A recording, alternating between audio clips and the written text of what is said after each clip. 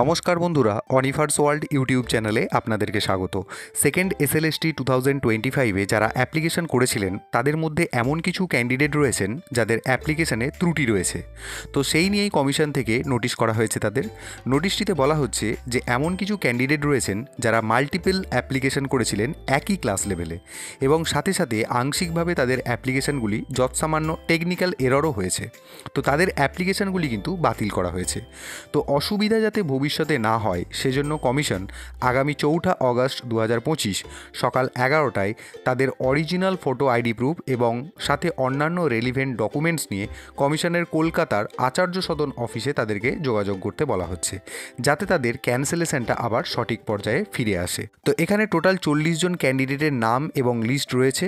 তো সেই মতো ক্যান্ডিডেট আইডি, অ্যাপ্লিকেশন আইডি এবং নাম মিলিয়ে নিয়ে আপনারা কিন্তু কমিশনের যে অফিস রয়েছে সেই অফিসে অবশ্যই যোগাযোগ করে নিন নির্দিষ্ট দিনে। তো এই ভিডিওটি অবশ্যই সবার সাথে শেয়ার করুন এবং আপনারা যারা আমার চ্যানেলে নতুন তারা চ্যানেলটিকে সাবস্ক্রাইব করে নিতে ভুলবেন না।